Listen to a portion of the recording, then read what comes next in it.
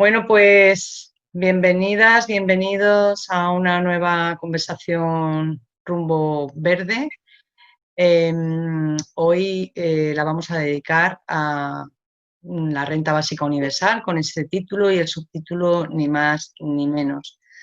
La pandemia nos ha obligado a parar en seco y ha descubierto las vergüenzas del sistema, como ese niño en el cuento del traje nuevo del emperador. Con estas conversaciones rumbo verde, desde Eco Verdes Andalucía, lo que queremos es invitar a personas y organizaciones a reflexionar, a construir propuestas para, valga la redundancia, construir eh, una nueva normalidad que no sea volver a esa vergonzosa normalidad. Una nueva normalidad en torno a 5 pilares que nosotros hemos definido en una carta verde recientemente publicada y remitida al presidente de la Junta de Andalucía. Y esos pilares serían la soberanía alimentaria, la soberanía energética, la soberanía política, un nuevo modelo productivo y lo que hemos llamado la soberanía de los cuidados, dentro de la que se inserta este coloquio y también otro que ya celebramos, sobre a qué escuela queremos volver, y del que salió pues un grupo de reflexión con el que seguimos en contacto precisamente para eh, unir a voluntades, personas, colectivos que queramos caminar en una dirección muy, muy parecida. Ese ni más ni menos es un subtítulo que hace referencia a esa expresión popular que es equivalente a pedir la luna, por lo utópico, quizá irreal o irrealizable que a mucha gente le parece la renta básica universal. Pero más allá de que algunas de las utopías del pasado se hicieron realidad en el presente, quizá creo que podremos ver hoy que esa renta básica universal no es tan utópica como la gente piensa. En el proyecto político de ECO siempre estuvo la renta básica universal prácticamente desde poco después de su fundación. Y la hemos mantenido hasta ahora sin aminoraciones, sin adulteraciones. En Andalucía la hemos defendido en muchísimos foros y muchísimos sitios, unas veces de forma propia y otras veces en cooperación con otras organizaciones.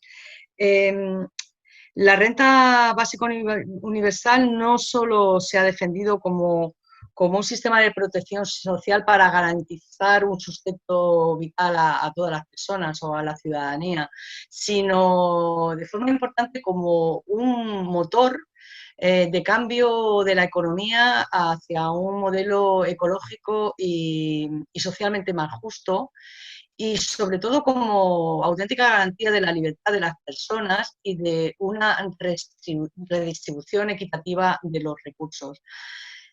Para nosotras en ECUO, a este cambio es inherente el feminismo, no solo por lo que se refiere a la igualdad y a los derechos de las mujeres, sino sobre todo como un importante agente de transformación social que es fundamental e irrenunciable para transitar desde una sociedad competitiva e insolidaria hacia una sociedad cuidadora y una sociedad del bien común.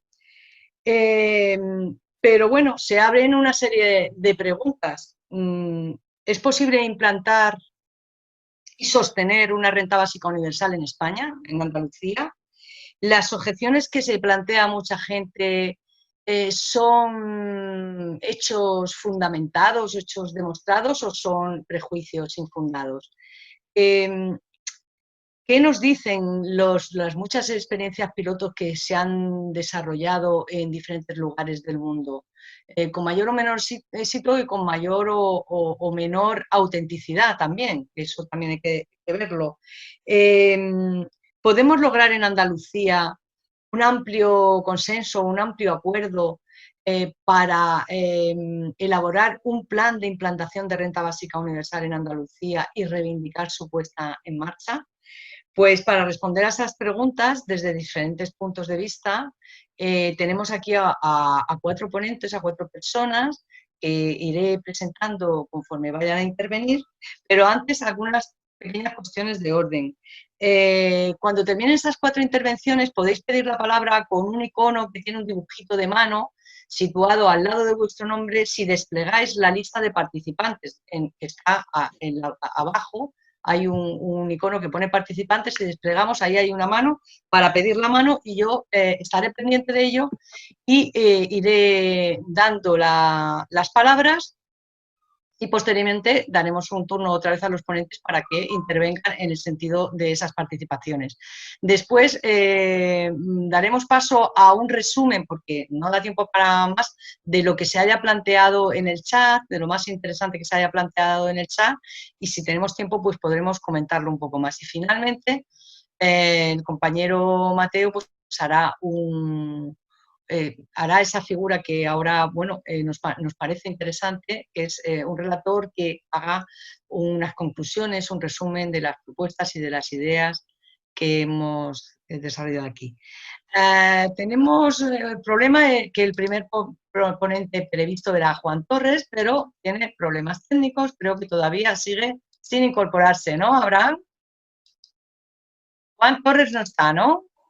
No se ha conectado de momento. Vale, pues voy a pasar a presentar y cuando él se incorpore, si es que puede, voy a ver, un momento, perdonadme.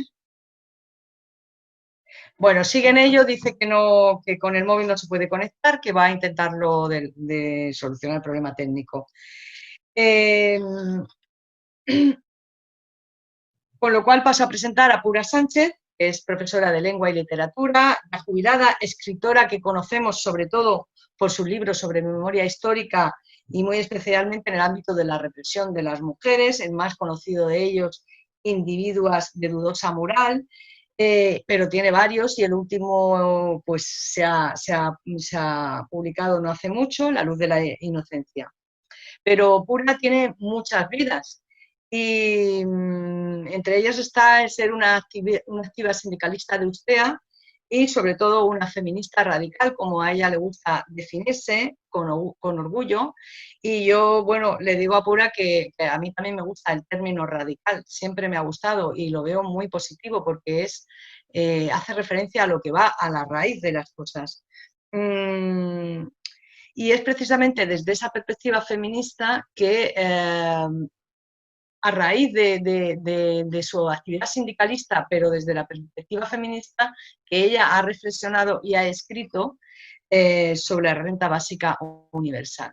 Muchas gracias, Pura, porque sabemos que en estos tiempos del COVID o del post-COVID estáis siendo muy reclamadas, personas como tú, en muchos coloquios, así que te agradecemos que estés hoy con nosotros aquí y sin más tienes la palabra. Bueno, muchas gracias, Concha. Se me escucha bien, creo, ¿no? Sí. Muchas gracias a todas y a todos y a ECUO por organizar este debate, que yo creo que es siempre necesario debatir, ¿no? Y además en esta ocasión es muy necesario, diría yo, y es conveniente hacerlo. Entonces, como digo, gracias por invitarme. Yo tengo que decir que no soy en absoluto una experta en renta básica, en lo que desde el punto de vista técnico podríamos decir significa la renta básica, las posibilidades de implantación, etcétera, etcétera, pero comparto muchas de las cosas que has dicho en la introducción y sobre todo querría hacer una breve exposición al principio de cuáles son los elementos desde los que yo me acerco como una ciudadana de a pie, digamos, me acerco a la renta básica y como una ciudadana feminista radical, como tú has dicho, Concha. Sobre todo la palabra radical hay que empezar a utilizarla porque creo que tiene mucho sentido también ahora en estos momentos. Entonces, una de las primeras cuestiones que me gustaría plantear en esta intervención mía introductoria es la necesidad, quizás, dado el contexto en el que estamos, el contexto en el que nos movemos desde el punto de vista político y desde otros puntos de vista, la necesidad, como digo, de empezar a redefinir el término renta básica. Esa expresión ha hecho fortuna, no así los planteamientos radicales y diferentes de lo que supone una renta básica universal, personal e incondicional y suficiente, con lo cual hemos tenido que ir añadiendo a las personas que creíamos en la necesidad de una renta básica, hemos tenido que ir añadiendo adjetivos para tratar de desligarnos y para tratar de clarificar el concepto dentro del mare magnum que ha habido de adhesiones al concepto sin compartir, digamos, los principios teóricos y los principios prácticos de ese concepto. Entonces, lo primero que tendríamos que hacer en estos debates es quizás un esfuerzo por aclarar y clarificar a qué nos referimos. Yo, por supuesto, cuando voy a hablar de renta básica, porque el otro es muy largo, pero me refiero, y quiero dejarlo claro, a una renta básica, insisto, universal, incondicional, personal y suficiente. Y esto me parece que es fundamental y desde ahí voy a hablar. En segundo lugar, creo también que hay una cuestión casi previa que conviene adoptar en estos debates. Yo dije hace un momento que yo no era una experta en términos técnicos, hablando en términos técnicos de la renta básica, y ahí maravilloso por completo y por contundente desde el punto de vista político y económico, maravillosos estudios desde los de Carón, los de Raventós, David Casassa, es decir, hay muchísima documentación ya y muchísimos análisis que hablan de que la renta básica es posible y no es una utopía. Digamos que una utopía será que ahora mismo las condiciones no se han dado hasta ahora para llevar a cabo esa implantación, pero desde luego eso no significa que sea imposible o que sea un desvarío, ¿no? Porque de desvarío no tiene nada.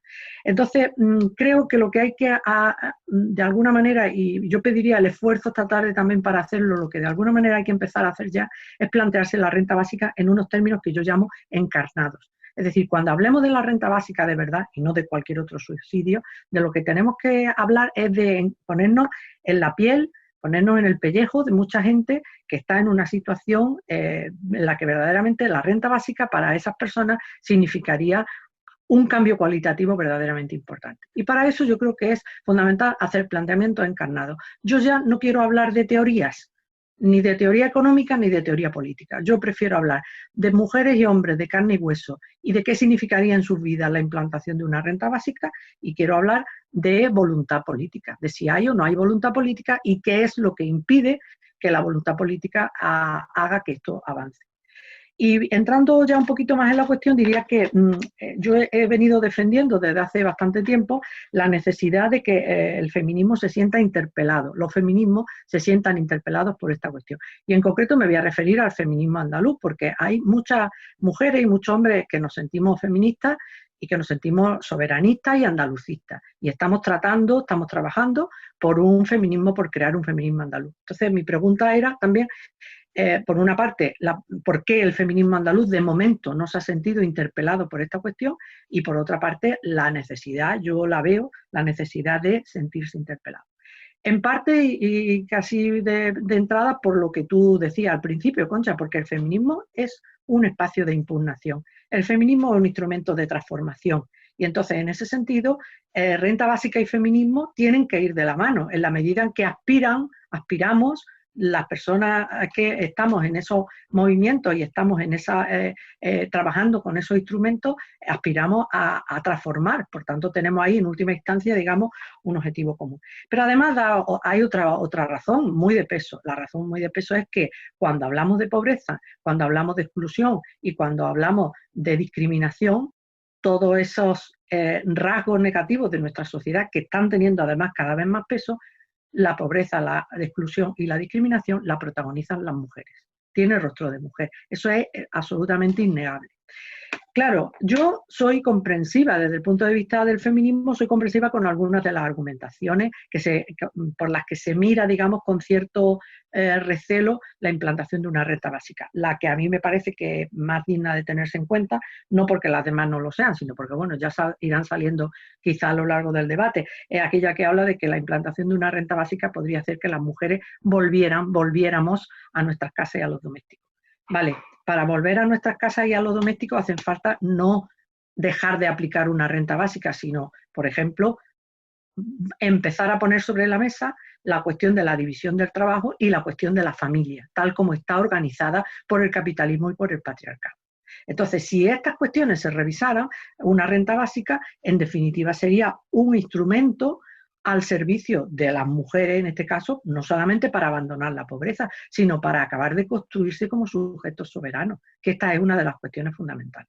Es decir, si la renta básica tiene una virtualidad y en el contexto del feminismo debiera ser contemplada como tal, es precisamente por el hecho de que puede ser un instrumento, no el único, no en exclusiva, pero un instrumento de transformación que nos ayude a repensarnos como sujetas políticas las mujeres y que nos ayude a ser soberanas. Yo no hablo de empoderar. A mí el término empoderamiento no me gusta, y no me gusta porque, como tantos otros términos, en los últimos tiempos y de manera acelerada se ha pervertido de una manera escandalosa. Es decir, yo no quiero un asalto al poder, yo no quiero acceder al poder, yo quiero una sociedad diferente en la que las mujeres y los hombres convivamos de una manera diferente porque han desaparecido las jerarquías. Entonces, en ese sentido, lo que nos hace falta no es, obviamente, empoderarnos, es decir, que quienes han ejercido el poder hasta ahora dejen de ejercerlo y renuncien a sus privilegios, cosa que veo bastante difícil por otra parte, es decir, los varones que usan esos privilegios, y que pasemos a ser las mujeres las que tenemos el poder de yo lo que quiero ser es un sujeto, una sujeta soberana, verdaderamente con derecho a decidir sobre mi vida, con derecho a decidir sobre mis deseos, con derecho a decidir sobre mi tiempo y con derecho a decidir cómo me organizo. Y en ese sentido, la renta básica yo entiendo que puede ser un instrumento para lograr esa soberanía personal, que obviamente luego se articularía en una soberanía de carácter colectivo y de carácter político. Entonces, en ese sentido me parece que es importante, como digo, esa conjunción entre feminismo y renta básica. Y no es por una cuestión de suma, sino porque aquí la suma es un cambio cualitativo. O sea, 2 más 2 en términos cuantitativos serán 4, pero feminismo y feminismo andaluz más renta básica es algo mucho más, desde el punto de vista cualitativo, es algo verdaderamente diferente. Entonces, hay una última cuestión que con la que voy a terminar ya, que es el asunto de que cuando hablemos de renta básica tenemos que empezar a pensar también en la necesidad de cambiar el paradigma. Es decir, lo que no podemos hacer es hablar de renta básica y luego después pensar con los ojos de la lógica y de las dinámicas capitalistas y de las lógicas y de las dinámicas patriarcales, una alianza que es la que nos está destruyendo, primero a las mujeres, pero que no quepan duda al resto de la sociedad, que también al resto. Entonces, en ese sentido, me parece importante que para entender bien de lo que estamos hablando y de las potencialidades de la aplicación de una renta básica, insisto, incondicional, personal, suficiente y universal, para eso tenemos que pensar en un cambio de paradigma que no es ni más ni menos que el abandono de las lógicas capitalistas que justamente nos han traído a donde estamos. Muchas gracias. Muchas gracias, Pura. Pues le voy a pasar la palabra a Rodrigo. Rodrigo Romo es animador sociocultural, monitor de teatro y un intenso activista social en diferentes plataformas de las que ha formado parte o en las que está, como el Foro Social, Estos Desahucios, el Colectivo de Desempleados y ahora pues en la plataforma federal de afectados por la renta mínima de inserción en Andalucía. Es una de las miles y miles de personas afectadas por esa renta mínima, o más bien casi deberíamos decir no afectadas, porque como él nos va a explicar, pues la aplicación de esa renta mínima de inserción en Andalucía es un desastre o casi podríamos decir que un timo. Esta plataforma está promoviendo mociones que en los distintos parlamentos locales y de las diputaciones, y ayer fue aprobada en Cádiz una moción que insta a la Junta de Andalucía a que por lo menos apruebe todas las solicitudes que tiene sobre la mesa y que además haga el cambio legislativo oportuno para que sea compatible con el ingreso mínimo vital de reciente creación estatal. Muchas gracias, Rodrigo, por estar aquí, porque nos vas a dar esa voz de los sin voz, vas a hacer ese encarnamiento al que se refería Pura, por la cercanía que tú tienes con esta lucha personal y política por una vida digna de todas las personas en Andalucía. Y ¿Tienes la palabra, Rodrigo? Yo lo que quiero recalcar es que la renta básica existe. O sea, no es una cosa que se ha puesto nueva. La renta básica viene a sustituir aquí en Andalucía lo que conocemos como el salario social. Entonces, en el año 2018 se implanta la renta básica. Yo quiero recordar que la Carta Social Europea, ratificada por el gobierno español en el año 2017, marcaba el umbral de la pobreza en 739 euros. Ninguna de las rentas básicas, salvo el País Vasco y Navarra, alcanza ese nivel. Por lo tanto, todos estamos todavía con la renta básica, incluso con el ingreso vital nuevo, estamos por debajo del umbral de la pobreza. Nosotros nacemos hace exactamente un año, cuando se plantea la primera moción en el puerto de Santa María. Yo me enfrento a mi ayuntamiento reclamándole a la Junta de Andalucía que acelere los pagos simplemente. O sea, no puedes acceder a una renta básica de inserción de necesidad urgente con un modelo burocrático que pierde al personal, que pierde a los solicitantes en la administración pública. Solicitan papeles, te vuelven a solicitar papeles y así te alarga el sistema hasta 8, 10, 12 y en algunos casos, como en Sevilla, 22 meses de espera. De espera para que te concedan la renta básica de inserción social, que es la palabrita. Entonces, una vez que se aprueba en el puerto de Santa María, me pongo en contacto con compañeros en Córdoba, Sevilla, Málaga, y empezamos a preparar el movimiento de instar a todos los ayuntamientos a que se le reclame a la Junta simplemente el pago de lo que es nuestra renta, que no es la paguita como la llaman. Es un derecho adquirido por todo andaluz.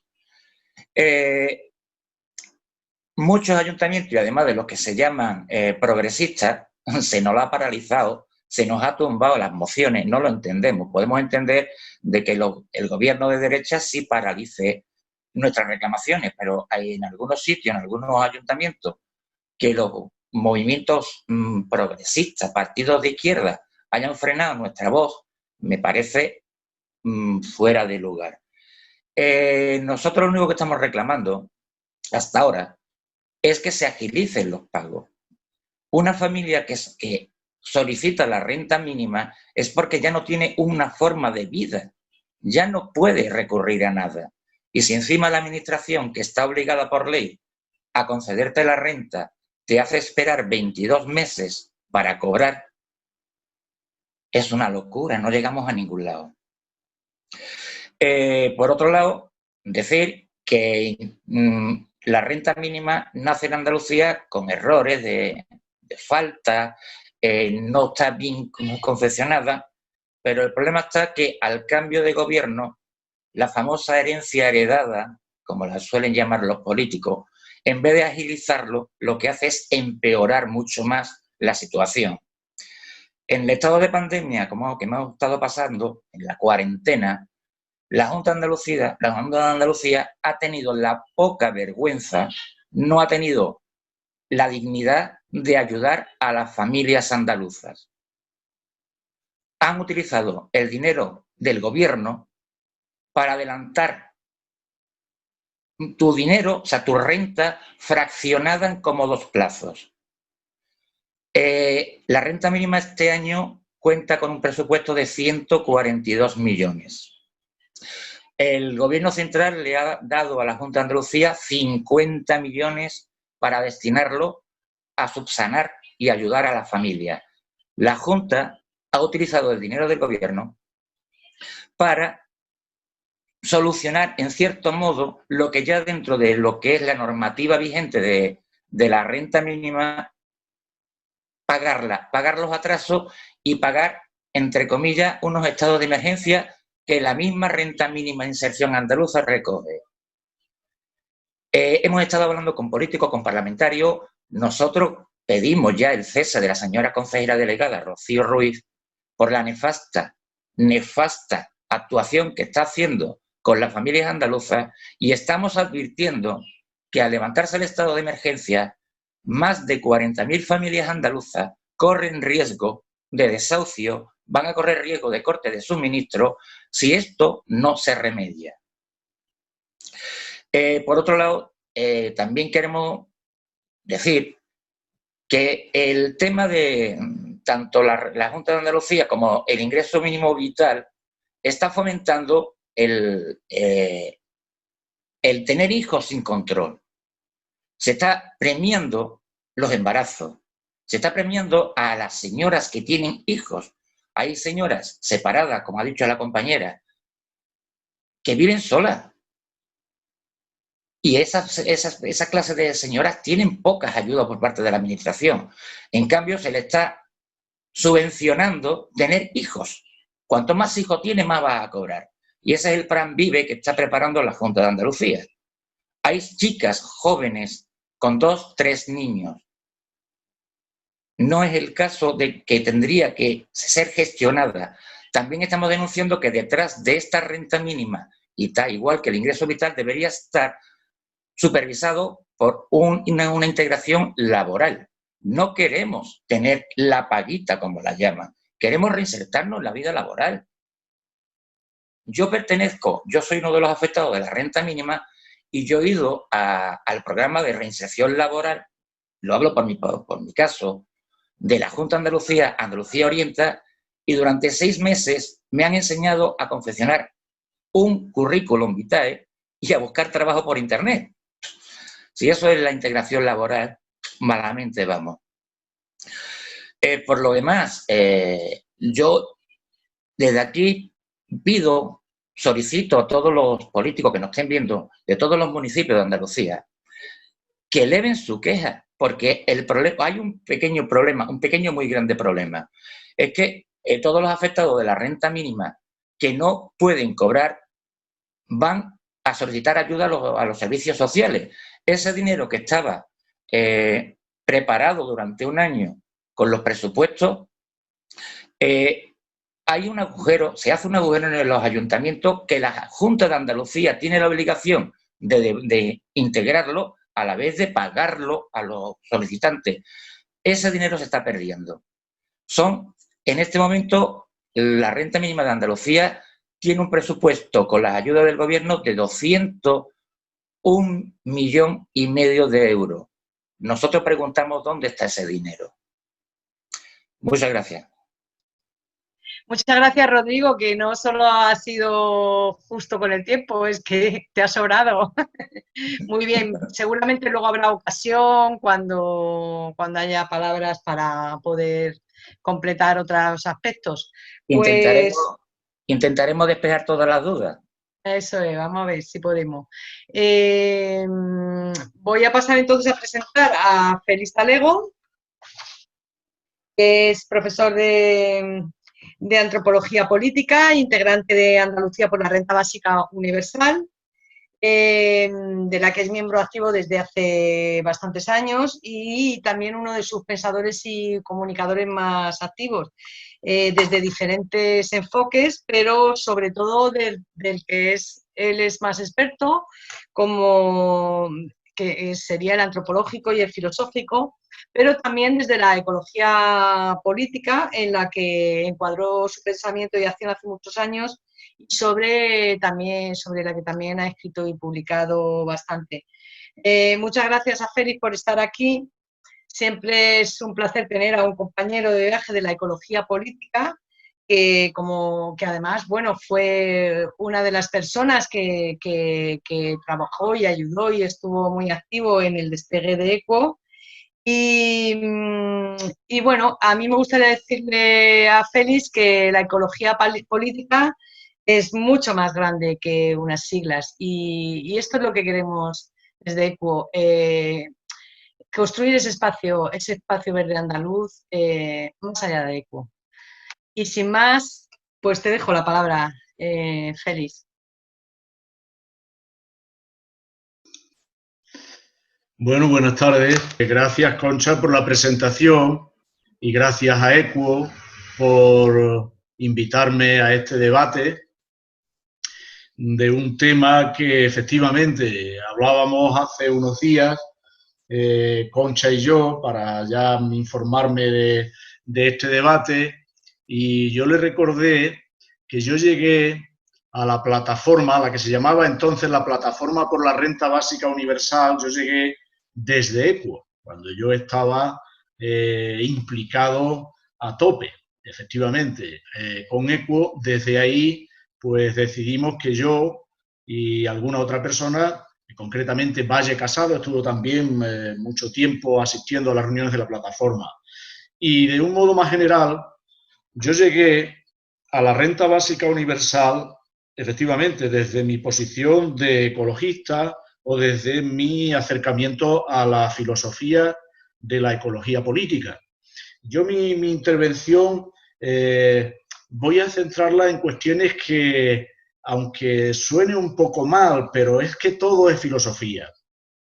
En la orientación filosófica o en los principios que defiende la renta básica universal y a contrastarlos con los principios o con la filosofía que inspira a la recién aprobada, el recién aprobado ingreso mínimo vital, ¿no? Hay mucha gente que considera que una renta básica universal es un paso más o un avance desde estos ingresos mínimos vitales, o como nos gusta llamarlos a los defensores de la renta básica universal, incondicional y suficiente, como la definió Pura. A nosotros nos gusta llamar a los defensores del recién estrenado ingreso mínimo vital subsidios para pobres. Subsidios para pobres. El nuevo ingreso mínimo vital no es nada nuevo, sino que es una modulación con matices de los viejos subsidios para pobres que de un modo casi sistemático en Europa, con retraso en España, pero ya desde la propia dictadura empezaron a establecerse en toda Europa, ¿no? Entonces, la primera idea que quiero trasladar, la renta básica universal no es un paso más de un subsidio para pobres, es decir, un avance en dinero, un avance en facilitación o en apertura de condiciones, sino que responde a principios políticos radicalmente diferentes. Yo voy a usar también la palabra radical que antes habéis reivindicado Pura y tú, Concha. Es radicalmente diferente, busca otro fin político, concibe otro tipo de sociedad, ¿Cuál es el objetivo? Lo voy a intentar definir muy brevemente. ¿Cuál es el objetivo del recién pero viejo ingreso mínimo vital? Básicamente es atender a la menesterosidad, atender a la indigencia, a la carencia material, como queramos decirlo, pero sin estorbar, sin perjudicar el sometimiento general de la ciudadanía al trabajo y a la producción. Trabajo y producción, no sé si Pura estaría de acuerdo con esto, que tienen una raíz patriarcal y capitalista, al productivismo. El ingreso mínimo vital no cuestiona el productivismo y no cuestiona el sometimiento general al trabajo. Por eso, debo decirlo así, en términos correctos políticamente, el ingreso mínimo vital es una política de incentivo negativo al trabajo. Dicho sin tanta corrección política, el ingreso mínimo vital es un castigo a quienes no trabajen. Por eso, como nos ha contado antes Rodrigo, esta pesadilla de obstáculos que también a quienes defendemos la renta básica universal nos gusta llamar oposiciones a pobre humillantes y que no consolidan, porque cada 3 meses o cada 6 meses hay que volver a pasar por la ventanilla para demostrar que nuestra suegra sigue viviendo, para demostrar que nuestro hijo no se ha emancipado o que no está con ningún contrato laboral por precario que sea. Esos son humillantes oposiciones a pobre que rebajan la condición de una ciudadanía digna. Si ese es el objetivo del ingreso mínimo vital, cuál es el objetivo político radicalmente distinto de la renta básica universal. El objetivo político de la renta básica universal es garantizar que un ciudadano o una ciudadana pueda decir sí o decir no a una oferta laboral, a una oferta de trabajo, sin que eso signifique caer en la precariedad, mucho menos caer en la indigencia. Es decir, el objetivo de la renta básica universal es contribuir a la autonomía y a la, Pura Sánchez empleó anteriormente la construcción de la ciudadanía como soberanos, es decir, fortalecer la condición soberana y ciudadana, el perfil político de los ciudadanos y de las ciudadanas. Bien, eso respecto a los objetivos. Voy apurando, voy empleando mucho tiempo, quería decir muchas cosas, pero no me voy a pasar del tiempo, Concha. La renta básica universal, y esto creo que va a sorprender a muchos y a muchas, tiene una inspiración, una filosofía propietarista. Es defensora de la propiedad privada en el sentido que esto tiene en la larga tradición política del republicanismo. El republicanismo no es defender que haya presidente o presidenta en lugar de rey o reina. Por supuesto que sí, que tiene que haber presidente o presidenta. No, no. El republicanismo es toda una filosofía política, una concepción de la comunidad política. Y la renta básica universal, de alguna manera, viene a ser la adaptación a las condiciones de nuestras sociedades para que cada ciudadano y ciudadana tenga su pequeña propiedad inalienable para refugiarse en ella y desde ella construirse políticamente y ser capaz de decir sí o de decir no sin necesidad de ser un héroe o una heroína, porque no se nos puede exigir para defender nuestra libertad y nuestra palabra y nuestro criterio muchas veces tener que llegar a actos heroicos, sino que como ciudadanos y ciudadanas normales podamos hacerlo, ¿no?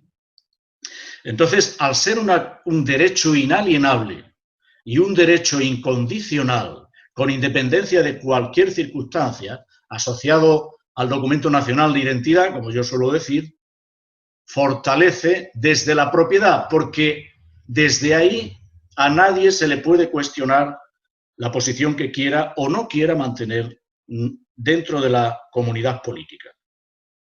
Porque, quiero también entonces aclararlo rápidamente, el republicanismo es defensor de la propiedad privada, pero enemigo acérrimo de la concentración de la propiedad. No tiene nada que ver con el liberalismo político, con lo que solemos llamar el liberalismo político, y el republicanismo tampoco tiene, no sé si decir nada o no tiene mucho que ver con las tradiciones comunistas que abogaban por la desaparición de la propiedad privada o si no por la desaparición, por el arrinconamiento de la propiedad privada. La propiedad privada de cada uno es una condición para la participación en la comunidad política. También el republicanismo, pues que desde el republicanismo entendemos mucho que ha ido madurando la idea de la renta básica universal, cuyos antecedentes remontan al mundo griego.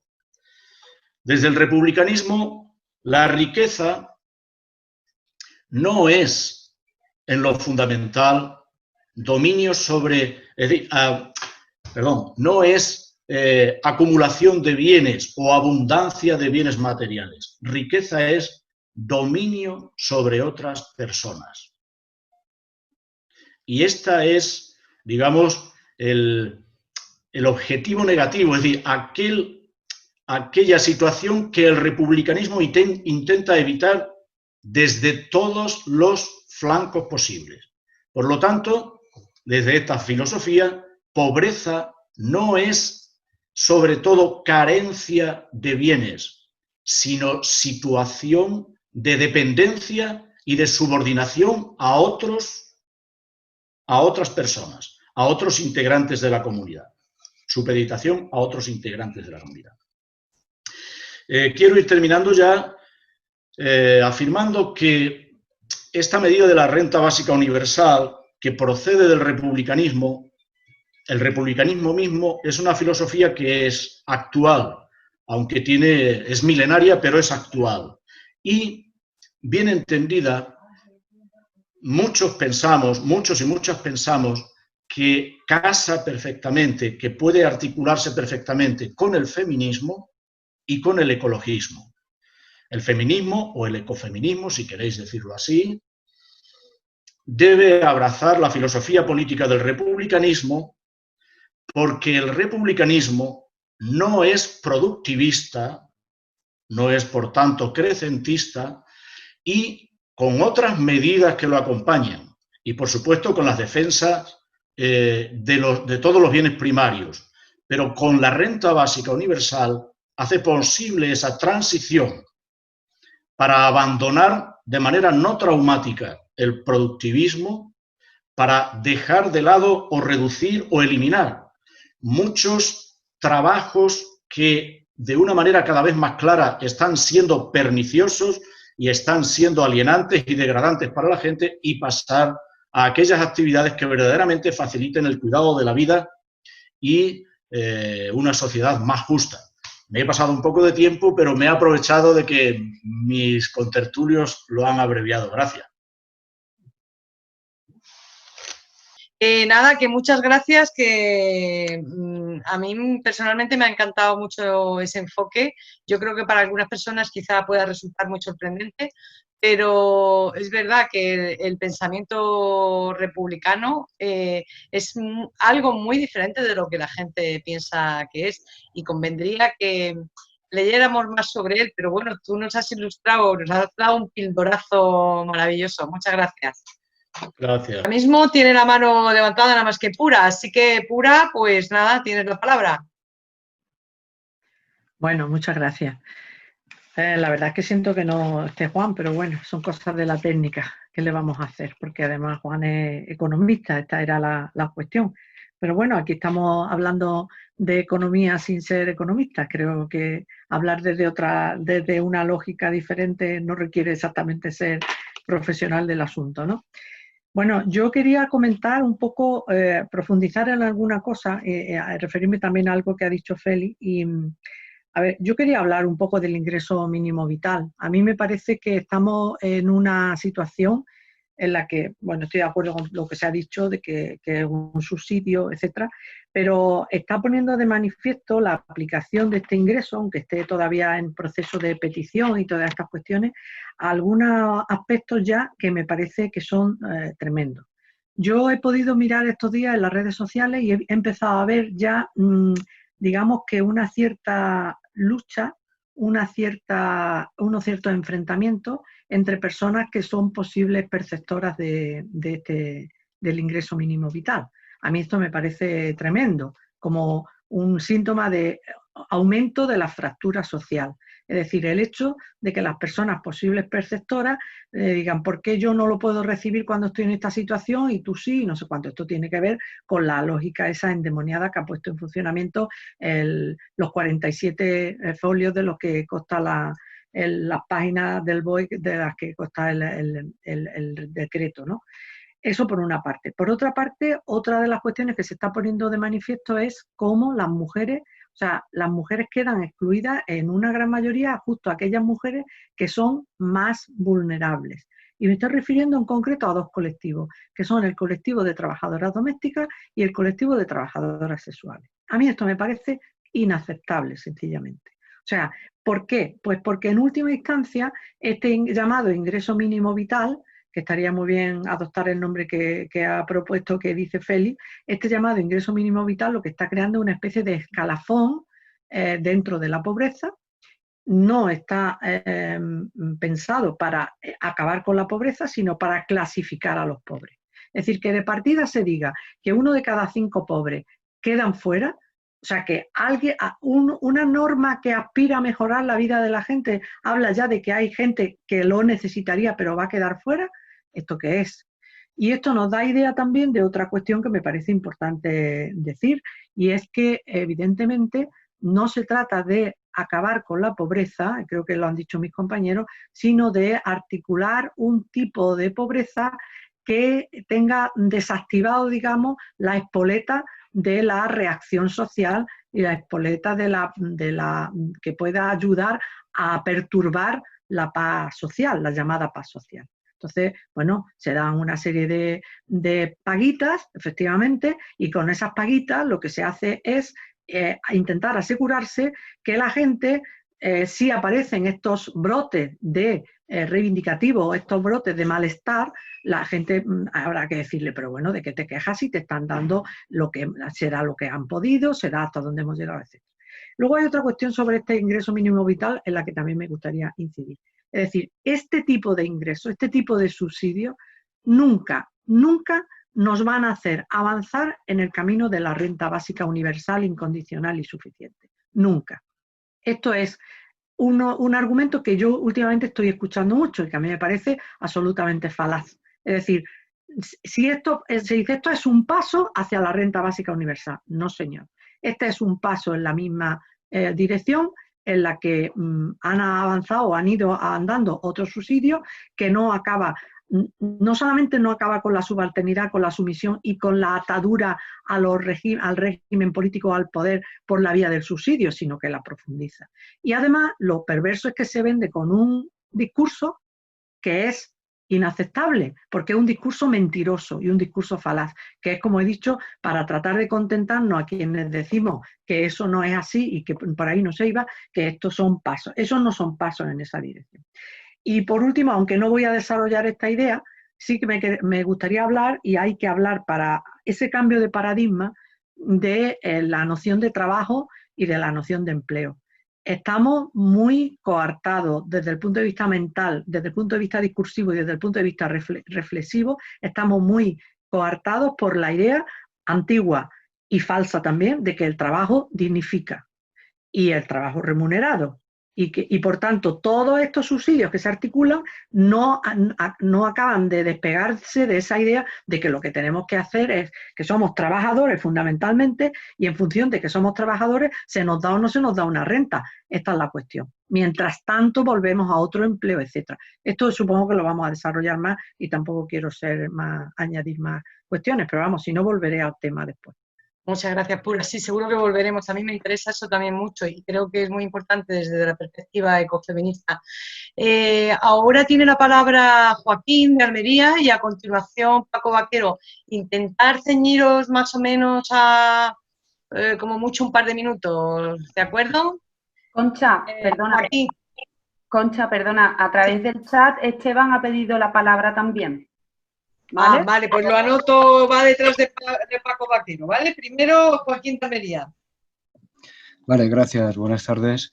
Bueno, yo quería plantear una duda, una vez aclarado la diferencia entre este ingreso mínimo vital y la renta básica universal, también quería plantear una pregunta y es, vamos a ver, ¿no debería ser la renta básica un complemento a su vez? Por supuesto que junto a la renta básica tiene que haber modificaciones como la reforma laboral, ¿no?, del mercado laboral, como una ley de reforma del IRPF, ¿no? Pero no debería ser también un complemento a la redistribución de riqueza real y de producción de riqueza real, como por ejemplo es la renta fincal, o sea, la redistribución de la tierra, como a su vez debería de ser apoyado en una moneda social, donde se pudiera gestionar esa redistribución de producción de bienes esenciales y básicos y fundamentales para la comunidad. Gracias. Bueno, cuando sean preguntas las intervenciones, tomar nota y luego, pues, sobre todo los ponentes, quien quiera darle una respuesta a cualquiera de los ponentes o todos a esa cuestión que plantea Joaquín, pues lo hacemos luego después de las siguientes palabras. Y ahora pasa la palabra a Paco Vaquero. Una pregunta que en realidad se la hago a los tres ponentes, aunque arrancaba de lo que explicaba el ejemplo que ponía Pura Sánchez sobre lo que decían algunas compañeras del ámbito feminista, que las mujeres estaban al peligro de retomar viejos roles. yo he tenido esa discusión con otras compañeras, yo creo que ni las mujeres de hoy ni la sociedad de hoy es la que era hace como 30 años o 20 años, y recuerda un poco a lo que pasaba cuando se decía que no se podía dar el voto femenino porque iban a votar a no sé quién, ¿no? Entonces la pregunta que hago a los tres, pongo como ejemplo, ¿qué tópicos se están encontrando ustedes a la hora de hablar de la renta básica? Pues yo la experiencia que tengo cuando hacemos algún taller, curiosamente de lo menos que se habla a veces es del dinero, sino de lo que son las personas, lo que es el ser humano, etcétera, etcétera, ¿no? No sé si quedó clara la pregunta, ¿qué tópicos son los que...? Sí, ha quedado muy clara, Paco, muchas gracias. Hay muchos prejuicios, no hemos hablado de los prejuicios, pero vamos a pasar. Le voy a dar la palabra a Esteban y en todo caso doy un turno un poco de respuestas y luego veo si hay más palabras. Esteban de Manuel, tienes la palabra. Bueno, es una pena que no esté Juan, pero como leí su libro porque me tocó presentarlo en el acto público que se hizo en Sevilla, como consecuencia de un debate que llevamos muchos años sobre este tema, pues voy a responder algunas de las preguntas iniciales que hizo Concha sobre la viabilidad económica y también algunas de las que ha hecho Joaquín ahora sobre el tema de la redistribución, ¿no? Y vincular renta básica con redistribución de la riqueza. Bueno, la viabilidad económica de la renta básica ha sido demostrada matemáticamente por diversos estudios, ¿no? El de Jordi Alcarón y Daniel Raventós es muy conocido, pero también desde Andalucía se han hecho estudios desde equipos de la Universidad de Sevilla hace varios años y la conclusión a la que llegamos es que la cuestión es más una decisión política que económica. No merece la pena que entremos en los detalles. El libro de Juan Torres tiene un resumen ejecutivo en el que vienen diversos modelos de financiación y ese tema por ahí queda resuelto, ¿no? Entonces, el tema más de fondo es filosófico, como bien ha planteado Félix, y también el papel que puede jugar dentro de una necesaria transición hacia una economía ecológica, una economía de equilibrio con los recursos del planeta, por tanto, una economía no productivista y no extractivista. En ese sentido, recordar que Ecoandalucía ha sido punta de lanza de este tema a nivel nacional. En el primer congreso que tuvimos de Eco a nivel estatal se tumbó la propuesta de renta básica universal, se apoyó un cambio en la renta básica de inserción y ya desde Andalucía defendíamos que ese modelo de renta básica universal era una pieza clave dentro de la transición ecológica. Creo que ahora lo estamos percibiendo con mucha mayor claridad, ¿no? Hay muchos sectores económicos que van a entrar en declive. En España, ahora mismo y en Andalucía particularmente, el sector del turismo va a tener un desplome importante, pero no solo el del turismo, el del automóvil también va a tener un desplome importante, inevitable. Las medidas que está tomando el gobierno para intentar apuntalarlo es tirar el dinero, porque realmente la industria del automóvil ya está haciendo previsiones de reducir en un 80% su producción de vehículos de aquí a 2030 y lo único que vamos a hacer es echarle un poco de dinero a un agujero que es un pozo sin fondo. Y entonces, ante ese panorama, tenemos o bien que generar redes sociales que permitan que mientras la gente se ocupa de otras economías más vinculadas a los cuidados, ¿no? A la estrategia que estamos planteando en Andalucía, empezando por la alimentación, por la estrategia del sector alimentario, ¿no? Pero también la economía de los cuidados, también la transición energética, todo eso no es automático, la gente no pasa automáticamente de perder un empleo en el sector del turismo o en el sector de la automoción para encontrar otro. Y si no hay una garantía social de que esta transición va a ser justa, porque se garantiza que todo el mundo puede perder el empleo, pero no va a perder unos ingresos que le permitan hacer frente a sus necesidades básicas, vamos a tener una gran conflictividad social y va a ser muy difícil emprender esa transición. Por tanto, es una pieza básica de esta transición. Y luego, en el sentido de cómo implementarla para evitar toda esa tortura que planteaba antes Rodrigo, que sufren las personas que solicitan la renta básica de inserción. En Andalucía hemos tenido diversas modalidades de esta y una especial para el campo, que además generan dependencia política, es decir, que generan clientelismo. Esos subsidios para pobres, además de ser una tortura y una oposición, al final parece que tienes que votar a quien te lo ha dado para que te lo siga dando, ¿no? Y por lo cual genera un clientelismo político que evita la renta básica universal. Bueno, pues decía que un mecanismo que puede ser muy automático es el de hacerlo vía declaración de la renta, vía redistributiva y vincularlo, que eso no lo hacen Jordi Alcarón y Reventor, vincularlo a una reforma progresiva del impuesto de la renta. Es decir, Jordi Alcarón y Daniel Reventor parten de demostrar su viabilidad con el impuesto de la renta que tenemos actualmente, que tiene un límite, como todos sabemos, impositivo, que no es progresivo, y hoy tenemos que ser mucho más progresivos en la aplicación del impuesto de la renta y que sean las rentas más altas las que están en el 1% y el 0,5% de la renta los que realmente hagan frente a esto por el republicanismo también, ¿no? Como decía antes Félix, porque es que ahora mismo acumulan un poder tremendo esos sectores minoritarios de la población, ¿no? Y, sin embargo, si no se acomete esa reforma en paralelo a la implantación de la renta básica universal, vamos a encontrar resistencias de clases medias. En los datos del modelo que aportan Reventor y Daniel Reventor, los maestros, para hacernos una idea, que son clase media, soportarían en buena medida la implantación de esa renta básica universal, ¿no? Y creo que no debe ser así. Entonces, ahí dejo un poco mi intervención y paso la palabra. Pues como hay 2 palabras más pedidas, voy a dar esas 2. Si alguien más quiere la palabra, que la pida ahora, porque ya después le voy a dar el paso otra vez a los ponentes para que comenten todo lo que quieran en relación a las palabras que se han producido. Entonces, a continuación han pedido la palabra, bueno, Rodrigo es ponente, se la voy a dar también, pero primero está Manuel R. Peula y después Rodrigo. Concha. Sí. Un segundito. Voy a lanzar una pregunta que ha dejado Isabel Brito aquí. Pues, si quieres la leo.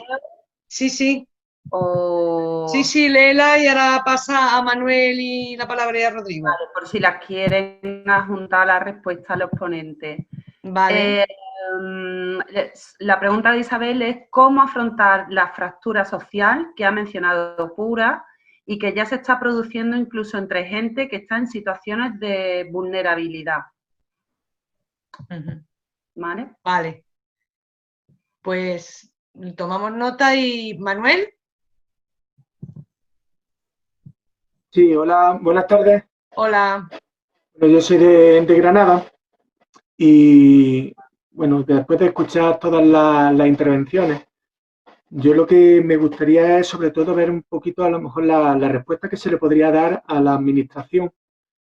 Me refiero a la Junta de Andalucía, que en su momento dijo que todo esto podía provocar una desincentivación de la búsqueda de trabajo o la propia creación de empleo, así como incentivar el dinero negro, es decir, la economía sumergida. Entonces, creo que es algo que sí es conveniente que los ponentes pues, puedan aclarar un poco con respecto de esta cuestión. Muchas gracias. Ahora mismo no veo más palabras, entonces ya, Rodrigo, te paso la palabra que tú la tenías pedida, pero ya tanto como participante en el debate o como ponente, si quieres responder alguna de las cosas que se han planteado aquí.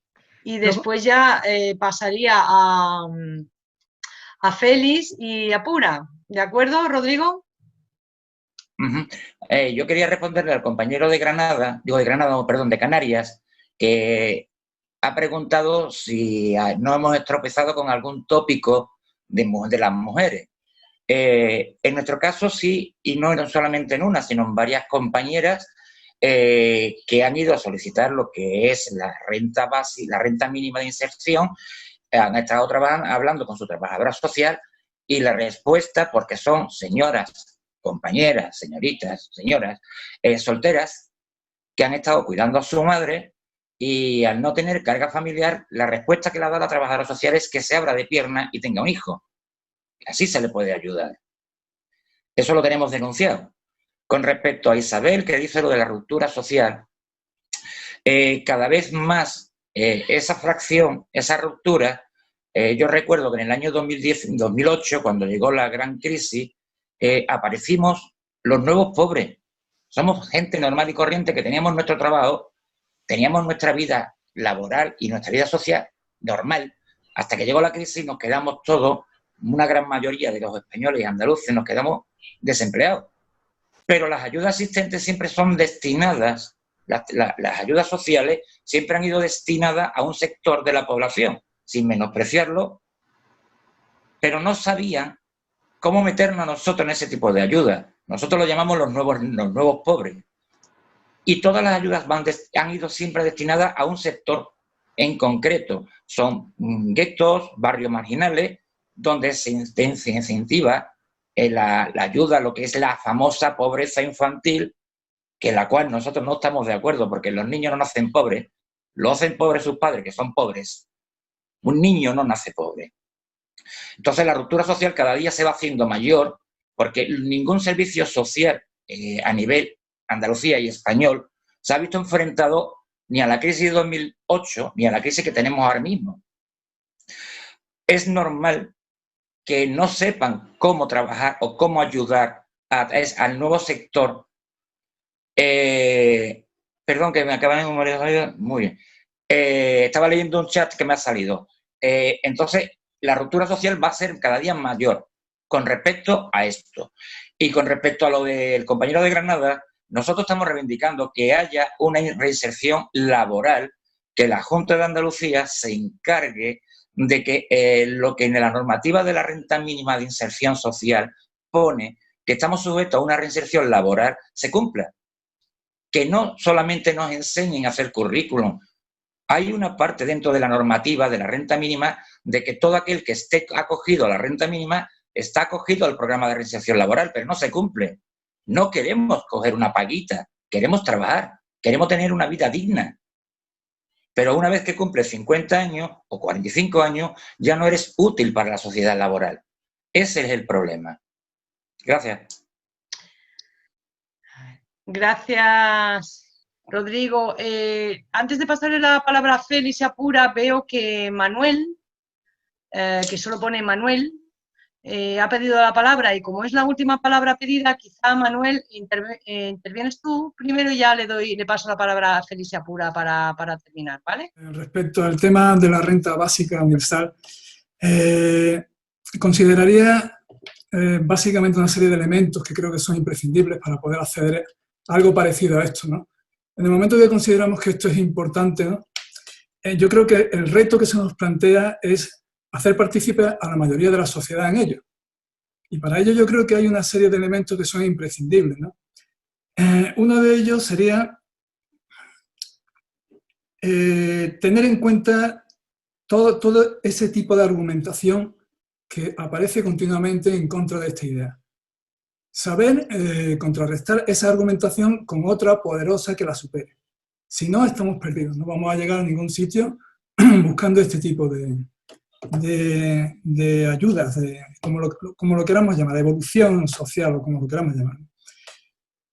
La argumentación es imprescindible, tanto a favor de por qué afecta positivamente a la sociedad, a todos.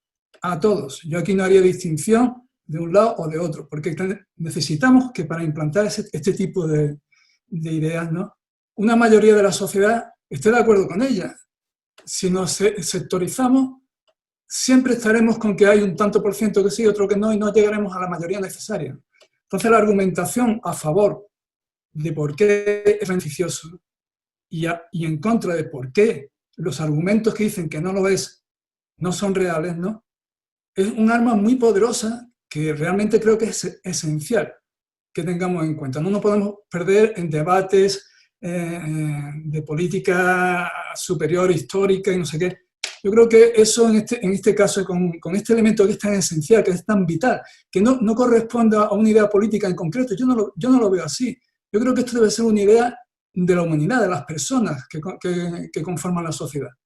Y arrimarlo a un lado o a otro no veo que sea esencialmente interesante a la hora de conseguir esa mayoría social que creo que necesitamos para implantar este tipo de progresos sociales, ¿no?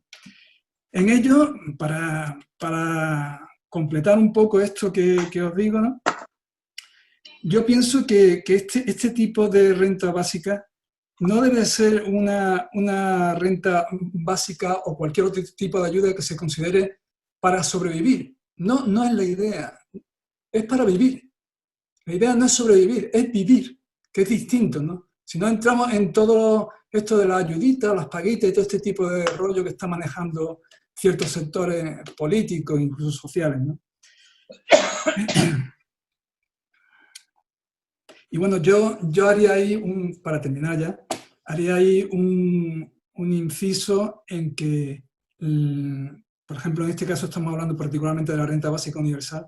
La renta básica universal, muchos de los compañeros han hablado y con razón de cómo afecta, ¿no?, a personas que están en situación complicada, ¿no?, económicamente, socialmente. Y eso es un elemento que hay que restaurar en nuestra sociedad, ¿no?, y ayudar a que eso se componga, porque todo eso crea una conflictividad que nos afecta a todos también, ¿no? Pero yo haría hincapié también en cómo afecta de forma positiva el controlar por arriba de la pirámide a todo este gran amasijo, ¿no?, o toda esta idea un poco perturbadora de que hay individuos en nuestra sociedad que tienen una capacidad económica excesiva, tan excesiva que pueden manipular a los estados y a los gobiernos. Y acotar, poner en mayúscula equidad en el tema económico, creo que es imprescindible, como ha dicho algún compañero, no solo para la ecología, sino para muchas cosas más. Y creo que ya lo estamos viendo que es así. La ecología depende de que la sociedad esté armonizada. Una sociedad desarmónica será muy difícil conseguir bastante fuerza y poder para que la ecología se imponga como un elemento de poder tan necesario hoy en día. Quizá ese ha sido el fallo de la ecología en todo este tiempo, que está intentando luchar contra unos elementos, entre comillas, en democracia, que desconocía, que están ahí como invisibles y que tienen un poder que superan ampliamente, en muchos casos, ¿no?, a lo que es la misma argumentación o el poder que tiene la democracia, el voto de los individuos. Solo quería decir esto, ¿no? Gracias. Muchas gracias, Manuel, muy interesante. Félix, tienes tú la palabra. A ver, lo primero, en varias de las intervenciones, de las preguntas, ha salido la cuestión de la renta básica y la redistribución de la riqueza. Ese debate, en el que ha entrado también Esteban de Manuel, es un debate de fondo que apunta hacia los objetivos políticos y hacia la filosofía que están detrás, bien de los subsidios para pobres o bien de la renta básica universal. La fundamentación, las razones a favor de la renta básica universal, yo reincido en esto porque estoy convencido, son de índole política y de índole de filosofía política y llevan a cuestionar algunos conceptos que han sido y continúan siendo validados tanto por la derecha como por la izquierda tradicional. Voy a decirlo así, por la izquierda tradicional. Voy a hacer una afirmación que creo que es fundamental y está explicando uno de los límites más claros para que mucha gente, sinceramente comprometida con la justicia, sinceramente preocupada por la ecología, sinceramente favorable a la igualación de las posibilidades políticas de hombres y mujeres, no apueste por la renta básica universal. Y es que dentro de la izquierda hay un montón de gente que sigue siendo creyente, voy a decir esta palabra con todas las consecuencias, creyente en la idea de producción, en la idea de crecimiento y en la idea de sistema económico. Permitidme, creo que nos entendemos, la gente que estamos en el debate esta tarde, tampoco somos muchos y somos cercanos al feminismo y al ecologismo, si digo que ese productivismo procede de la tradición socialdemócrata y de la tradición comunista, entendiéndolas en un sentido muy amplio. Y el debate está con ellos. Entre ellos y entre ellas hay mucha gente que son activistas de una enorme calidad, gente con mucho compromiso, gente de mucha valía. Ay. Feliz, se te ha ido la voz. Porque se fue la conexión. Sí, creo que... Estabas diciendo gente de mucha valía. Sí, gente de mucha valía con las que hay que seguir discutiendo y confrontando dialécticamente, políticamente, para llegar a cuestionar esta idea de producción y con ella la idea de trabajo. ¿Qué es el trabajo? Desde la ecología política hay que reflexionar seriamente qué es el trabajo. La idea de trabajo que la gente ha asumido como un universal cultural, como un universal humano, tiene 2 siglos de antigüedad. En toda la literatura del siglo de oro no puede encontrarse la palabra trabajo con el sentido que se le va a dar luego ya desde principios del siglo XIX. Sí, Cervantes tiene la expresión los trabajos de Persiles y Segismunda, pero ahí trabajo tiene un significado que no tiene nada que ver con el significado que la economía política inglesa le dio después y aceptó el marxismo, y con esas tenemos que habernoslas. Esta es la primera cuestión, y otras 2 mucho más breves. ¿Por qué, pregunto yo, a socialdemócratas y a marxistas de distintas tradiciones cuestionan que la renta básica universal puede ser indirectamente un medio para que la mujer vuelva al hogar, y luego no cuestionan el SMI, el salario, ¿cómo se llama? La renta mínima vital, no me acuerdo cómo le ha llamado Pedro Sánchez y Pablo Iglesias a su nueva medida, vieja medida? ¿Por qué no cuestionan que esa medida que va a proteger no al sujeto o a la sujeto política, sino a la familia, subordina muchas veces a ella, a su compañero, y le impide tener instrumentos a su alcance por si quisiera emanciparse de su compañero? ¿Por qué no lo cuestionan? Porque el IMV, el ingreso mínimo vital, no cuestiona el fundamento productivista en el que sigue estando mucha izquierda. Y luego una objeción de estos tópicos que decía Joaquín, creo, una objeción: no hay dinero. Claro que hay dinero, pero atención, como Juan Torres, que es economista, no ha podido participar en el debate, esto me hace más fácil la siguiente afirmación. Los economistas son contables y no son nadie para decir en qué hay que emplear los recursos que tiene la comunidad política. Los recursos que haya deben ser empleados para aquello que la comunidad política decida que merece la pena emplearse. Para la vida, para el cuidado, para la justicia, para la igual libertad, para la participación política, para carreteras, para aeropuertos, para puertos. Para eso no hace falta quizás dinero. Entonces, el economista nos tiene que sacar las cuentas una vez que la comunidad política ha decidido para qué hay que emplear los recursos. Pero el orden de jerarquía y la cantidad de los recursos la deciden los que no somos economistas y los que no somos contables. Eso era lo que tenía que decir. Gracias. Gracias, Félix. Y Pura, tienes la última palabra. Bueno, no, también la palabra, te pido brevedad, por favor. Sí, gracias. La palabra última, no la última palabra. La palabra última, es cierto. Sí. Oye, porque Félix, aquí tenemos, para hacer conclusiones y tal, tenemos muchos. Muy bien, voy a intentar ser breve y también dar respuesta a algunas de las cosas que se han planteado. Digo, Félix, qué bien te ha sentado el confinamiento, por Dios. Bueno, yo quería decir unas cuantas cositas. La primera es que hay en esta estigmatización de la pobreza que lleva implícito la aplicación de estos subsidios de los que venimos hablando, hay un elemento de base que es la radical desconfianza que tiene el sistema capitalista en los pobres, porque no son productivos, y que es la misma radical desconfianza que entendemos muy bien las mujeres, porque es históricamente la desconfianza del patriarcado hacia las mujeres. No somos de fiar, y como no somos de fiar, se nos tiene que controlar para ver qué hacemos con la paga, para ver qué hacemos con el dinero, para ver qué hacemos con nuestras vidas y para ver qué hacemos con nuestros cuerpos. Esa es la primera cuestión. La segunda cuestión, acerca del asunto de si haría falta la redistribución de la riqueza, pues claro, es que resulta que lo que hay que hacer, aun estando de acuerdo con Félix en que esto es una cuestión más de carácter político y de voluntad política que de otra, evidentemente las cuentas están echadas.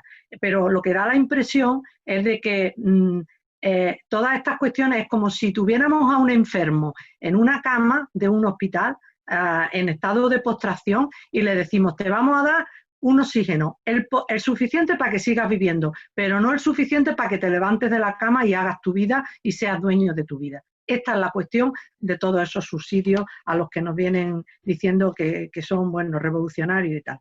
Respecto a lo que decía el compañero de Canarias de los tópicos, bueno, el tópico más gordo, porque yo ya no le voy a llamar siquiera tópico, yo creo que es una milonga, es decir, una falsedad que se repite con el ánimo de hacer que la gente la trague y se la crea, y ya está. Pues una de las milongas es precisamente lo de volver a las mujeres al hogar.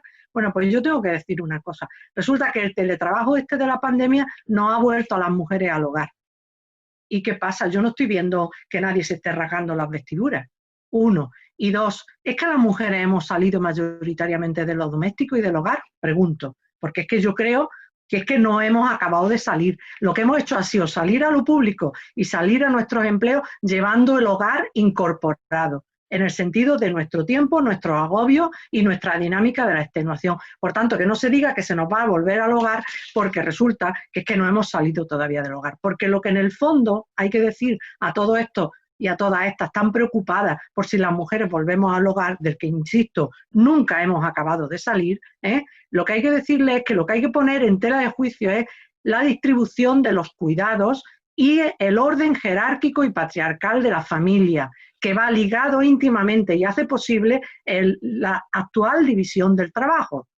Y si cuestionamos esos dos puntos, que son dos pilares de la sociedad patriarcal y capitalista, evidentemente estamos hablando ya de un cambio de paradigma. Y para eso la renta básica no es la fórmula mágica, pero desde luego podría ser un instrumento muy adecuado.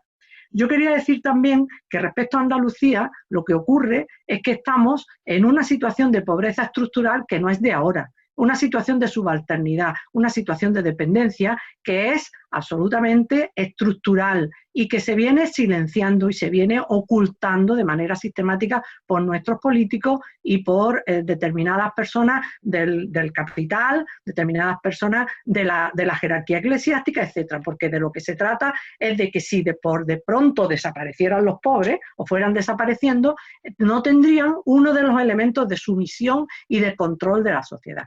Y eso me lleva a la otra cuestión, ¿qué hacemos con el caso de que efectivamente esa fractura social no se produzca? Porque la fractura social ya se viene produciendo y ahora se está agravando. El asunto es si esa fractura social va a acabar por manifestarse de manera más o menos violenta o de manera más o menos crítica. Y entonces estaríamos hablando ya de otro problema. Y ese problema es el que se intenta desde el punto de vista político, con mala arte, tratar de mantener en un estado en stand-by, en un estado de latencia que sea, como yo decía antes, darle un poquito de oxígeno al enfermo para que siga respirando, pero no el suficiente oxígeno para que se levante de la cama y ande. Y ahora, si Concha me lo permite, de verdad, el último minuto, ya sí es verdad. Mira, yo quiero hacer una reflexión en voz alta porque estoy convencida de que en este contexto en el que estamos mis palabras se van a interpretar adecuadamente. Quiero hacer una crítica a ciertos feminismos que no se acaban de incorporar a esta reivindicación de la renta básica, porque están por una parte atados, como dije al principio todavía, a la vieja idea de que el trabajo dignifica, cuando lo cierto es que históricamente el trabajo habrá servido para la emancipación de los varones, pero nunca ha servido para la emancipación de las mujeres. Yo no sé por qué dicen esta historia. Y luego, en los últimos tiempos, yo me di cuenta de que en el feminismo andaluz hay muchas redes creadas que son espacios seguros donde las mujeres acuden o acudimos para tratar de sobrevivir. Eso es un elemento que ha tenido mucha importancia en un determinado momento, pero yo creo que ahora ha llegado el momento de pasar a la ofensiva, y me vaya a perdonar el lenguaje un tanto bélico. Pero es que estamos en guerra, un poco en una cierta guerra que se está desarrollando, ¿no? Entonces, en ese sentido, me parece que tenemos que pasar un poco a la acción. Tenemos que dejar de defendernos, de organizarnos para defendernos solo y para crear espacios seguros solo, y sin abandonar esos espacios, desde ahí rearmarnos como sujetas y como sujetos políticos y soberanos. Aquí la clave está en armarnos como sujetos soberanos, porque en pensar en la pobreza y en pensar en la falta de recursos no como un elemento que tenemos que superar para sobrevivir, sino para vivir. Y la dignidad es inherente a las personas. Y la igualdad es algo que verdaderamente es papel mojado si solo está en los artículos de una Constitución o en unas determinadas leyes. Lo que estamos disfrutando de manera amplia es la discriminación. Entonces, en ese sentido, a mí me parece que con los argumentos lo que hay que hacer es repetir los argumentos, hacer mucha pedagogía, ir allí donde los argumentos también pueden ser escuchados, porque hay gente con la que ya no merece la pena hablar de esto, porque en el fondo no quieren ser convencidos, sino que lo que pretenden es justamente ponernos a los que decimos determinados argumentos en evidencia. Yo creo que ahí, en fin, los esfuerzos inútiles conducen a la melancolía. Yo creo que lo que hay que hacer es un tipo de pedagogía que sea una pedagogía para nosotros, para nuestros iguales, de manera que eso vaya haciendo que crezca la voluntad popular, la voluntad de cambio social y transformación social, que empuje lo suficiente para acabar torciendo la voluntad política en ese sentido. Y en ese proceso de reflexión, no dejarnos instrumentalizar por determinados partidos políticos que primero desarticulan los movimientos sociales y luego dicen que no pueden llevar a cabo determinados cambios porque no tienen el apoyo popular, lo cual es algo digno de ser estudiado no ya por un investigador o por un analista político, sino por un psiquiatra, me parece a mí, ¿no? Porque es directamente haber perdido no ya la razón política ni la razón en términos absolutos, sino desde luego estar instalado en la más absoluta esquizofrenia desde el punto de vista ideológico. Ya sí que me callo, Concha. Gracias. Muchas gracias, Pura. Mar y Abraham, ¿podéis decir así brevemente alguna cuestión interesante, ya simplemente por comentarla, porque no vamos a poder debatir o hablar más sobre ella, pero bueno, porque todos tengamos conocimiento de algunas aportaciones interesantes o de ideas que haya tanto en el chat del Zoom como en el chat del Facebook? Quería comentar que sobre todo en el Facebook, bueno, ha habido bastantes debates, ha estado muy interesante, pero ha girado sobre todo sobre dos partes, una de ellas que también se ha destacado aquí, que es toda la cuestión que tiene que ver con el tema de la mujer y con el tema también del trabajo, con respecto a este tema, y luego también, en parte con lo que luego, ahora hace poco está puntualizando Félix, del cómo pagarlo, ¿no? Y se está hablando mucho de la parte impositiva, ¿no? De qué tipos de impuestos o de dónde, cargando en qué impuestos o en cuáles no, pues se podría sacar recursos para financiar esta renta básica universal, ¿vale? Era un poquito lo que quería comentar. Y sí que había una muy concreta en este sentido que se la pasaba a Mar antes como un comentario más. Sí, bueno, en esa línea, pues hacía un comentario, no sé quién es, pero dice que sería muy importante hablar de la reforma fiscal que implica la renta básica universal, pasando a un sistema fiscal más redistributivo, pero también es esencial la armonización fiscal en la Unión Europea para impedir los paraísos fiscales, como Luxemburgo, Holanda e Irlanda. Tengo aquí varios mensajes nuevos, pero no sé, Concha, quizás nada más. Aquí en el chat lo que sí hay muchos aplausos, muchos bravos, lo podéis, los ponentes lo podéis ver porque, bueno, la verdad es que vuestras intervenciones han estado geniales también las preguntas que han motivado respuestas brillantes y nada más, por aquí te doy la palabra, Concha. Vale, le voy a pasar la palabra a Mateo para que haga ese resumen final y de todas maneras deciros que haremos un documento con un poco las líneas y las ideas principales las propuestas que se han estado debatiendo y discutiendo aquí y lo publicaremos pues por nuestros medios, por las redes, os lo haremos llegar y le doy la palabra a Mateo y luego ya pues haremos una pequeña despedida. Mateo, tienes la palabra. Muchas gracias, Concha. Buenas tardes a todas y a todos. Realmente ha sido, primero pedir disculpas porque no me funciona la cámara, así que espero que se pueda escuchar. Decía que ha sido una tarde apasionante con muchos conceptos, algunos nuevos, nuevos, otros refrescando la memoria de los trabajos sobre renta básica que hemos realizado en Ecoverdes Andalucía desde el inicio, como apuntaba Esteban, y como resumen, pues varias cuestiones, varias frases que se han ido diciendo a lo largo de la charla.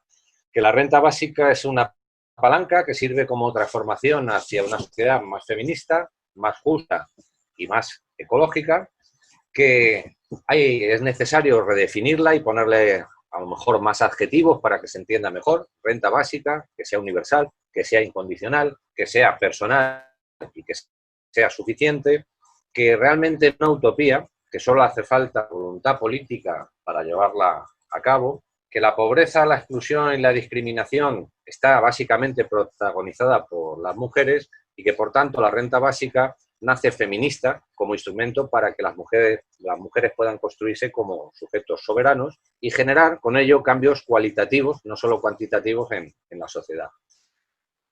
Porque la renta básica debe cambiar el paradigma capitalista y patriarcal con una frase que es productivista y que es crecentista, que es la frase "el trabajo dignifica". También han salido conceptos sobre la renta básica que responde a principios políticos radicalmente diferentes porque quiere construir otro tipo de sociedad y, por tanto, otro tipo de realidad. La renta básica garantiza la libertad de elección de empleo o del no empleo, la autonomía en la toma de decisiones vitales, defiende el derecho inalienable e incondicional de las decisiones personales y, sobre todo, lucha contra la pobreza, que no es solo la carencia de bienes, sino que también es la subordinación a otras personas dentro de la sociedad. Y se ha puesto en claro que la viabilidad económica es posible. Hay muchos estudios al respecto que así lo demuestran, con modelos de financiación de diferentes tipos, y que parece indudable que tiene que haber un cambio fiscal urgente a través del IRPF en el cual se pueda redistribuir la riqueza de una manera más justa. Y que ese IRPF, evidentemente, tiene que tener una máxima, que quien más tiene que aportar. La renta básica, para finalizar, es vital para la transición ecológica hacia una sociedad no productivista y decrecentista ante la falta de recursos que ya estamos viendo que son obvios y terminar con ello la locura que nos lleva hacia un crecimiento infinito dentro de un planeta que es finito. Y en contraposición, durante esta tarde a la renta básica, pues se ha hablado, como no, está de moda y es normal, del ingreso mínimo vital. Ingreso mínimo vital que mantiene el sometimiento al trabajo y a la producción, que obliga a realizar oposiciones a pobre, demostrando fehacientemente cada X meses que eres pobre dentro de los pobres, y que nace cojo, porque deja fuera ya de principio a casi un 20% de esos pobres de entre los pobres. Además, se ve el ingreso mínimo vital más que como una ayuda, como una herramienta que desactiva posibles reacciones sociales debido a la pobreza extrema, que profundiza la sumisión a los subsidios, que no es un paso hacia la renta básica y que además genera clientelismo. Y por último, en las intervenciones, sobre todo de Rodrigo, de la plataforma, se ha hablado de la renta mínima de inserción de Andalucía, que evidentemente queda muy por debajo del mínimo que marca la Carta Social Europea de 739 euros al mes desde el año 2017, que contiene unos trámites burocráticos que hacen ralentizar los pagos hasta 22 meses a las personas que tienen el derecho, porque es un derecho que tiene la ciudadanía, que por tanto se deben agilizar los pagos. Se ha puesto sobre la mesa que a partir del levantamiento del estado de alarma, más de 40.000 personas pueden sufrir cortes en los suministros básicos y posibles desahucios, y que la renta mínima de inserción y el ingreso mínimo vital deberían de tener en paralelo un programa de inserción laboral. Ese es el resumen, lo más breve posible, de todo lo que se ha hablado en esta apasionante tarde. Muchas gracias, compañeras. Un resumen, Mateo. Gracias. Eso estaba diciendo con el micrófono apagado. Sí, que lo has bordado porque creo que has hilado muy bien todas las grandes ideas y bueno, con eso pues será una base y con las notas que hemos tomado para redactar ese documento. Yo ya yo voy a despedir esto y como ya os he dicho, intentaremos seguir con vosotros en contacto, seguirnos también a partir de en nuestras redes porque ahí estaremos, o sea, en poco tiempo publicaremos ese documento que os digo y, bueno, ir pensando porque nosotros, el grupo de trabajo que estamos en esto del tema de la soberanía de los cuidados, pues quizá nos planteamos querer seguir un poco en contacto con vosotros de alguna manera para seguir intercambiando actuaciones, acciones y como dice Pura, a ver si pasamos a la acción, a una opción también comunicativa que haga crecer esto entre toda esa gente que podría apoyarlo, incluso en esa gente de la izquierda que no lo apoya, pero también porque a lo mejor tenemos que afrontarlo con su grave error del productivismo. Me gustaría acabar con esa cuestión del trabajo, del empleo, de desvincular empleo y el trabajo, que es tan importante para caminar hacia una sociedad ecologista y feminista. En los dos casos necesitamos desmitificar ya ese trabajo, ese empleo, ese trabajo como empleo, y empezar a decir qué es realmente el trabajo, que es todo lo que la gente hace, que aporta para su familia o su comunidad. En ese caso, yo digo, vamos a pensar en esa frase que estaba en el capo de Mauthausen, que decía, el trabajo os hará libres, ¿no? Desde el punto de vista de cómo define el capitalismo, el trabajo, está claro que, al igual que en Mauthausen, lo que nos hará es esclavos, lo que nos hace es esclavos. Pero el trabajo verdadero, el que no es empleo remunerado, el trabajo verdadero, ese sí que nos hará libres. El que nos hace cuidar de nuestra comunidad, cuidar de nosotros, cuidar de la familia, aportar cosas a la sociedad, que no necesariamente tienen que ser, por supuesto, el sustento es imprescindible, pero no necesariamente tienen que ser cosas materiales. Es más, podemos prescindir de muchísimas cosas materiales que tenemos y sin embargo no podemos prescindir de todos esos trabajos que aportan cuidados, que aportan amor, que aportan creatividad, que aportan alegría, felicidad y emociones. De esos no podemos prescindir. Pues con esto yo creo que quizá nos podemos despedir, salvo que alguien quiera decir alguna cosa más. ¿Nos despedimos? Bueno, pues seguimos en contacto. Muchas gracias a los ponentes, de verdad, y muchas gracias a todas las personas que habéis estado ahí escuchando y participando. Muchas gracias. Estupendo colofón, Concha. Buenas tardes. Un abrazo desde Canarias. Chao. Chao. Buenas tardes, hasta luego. Adiós. Adiós. Adiós, buenas tardes. Hasta luego.